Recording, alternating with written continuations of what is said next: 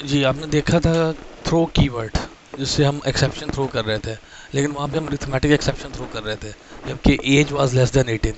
तो क्यों ना कुछ ऐसा मैकेनिज्म होना चाहिए कि हम कहते हैं जी एज लिमिट एक्सेप्शन या कुछ इस तरह की एक्सेप्शन है। तो उसके लिए हमें अपनी एक्सेप्शंस बनानी पड़ेंगी। If you are creating your own exception, that is known as custom exception या user defined exception. Java custom exceptions are used to customize the exception according to the user need। जैसे भी आपकी need है आप उसके मुताबिक इसे customise कर सकते हैं। By the help of the custom exception you can have your own exception and message। अपने मैसेजेस वगैरह प्रिंट कर सकते हैं, ज़रूरी नहीं कि जावा के मैसेजेस ही यूज़ करें।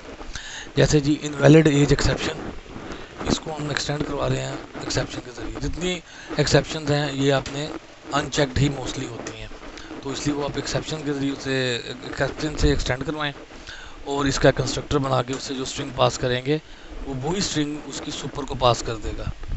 ठीक है, तो इस तरह आप ये एक बड़ा सिंपल मेथड है, आपका मैसेज अब अपने प्रिंट होंगे। तो अब आप इनवैलिड एज एक्सेप्शन थ्रो करवाएंगे, तो इसकी एग्जांपल देखते हैं। वही वाला कोड वैलिडेट का, इस बार इनवैलिड एज एक्सेप्शन आपकी आ गई है।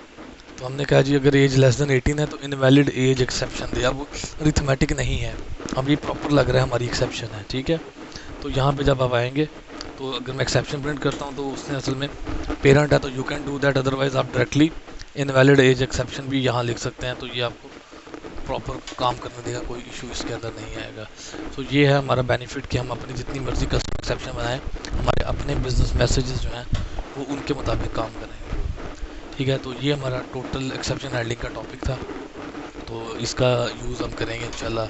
एक जो केस स्टडी है उसमें ये जितने कॉन्सेप्ट हमने पढ़े हैं इन सब का यूज़ उसके अंदर होगा, तो तब आपको पूरा ओवरऑल अंदाज़ा हो जाएगा ये क्या चीज़ है। Thank you very much for watching this all tutorial about exception handling.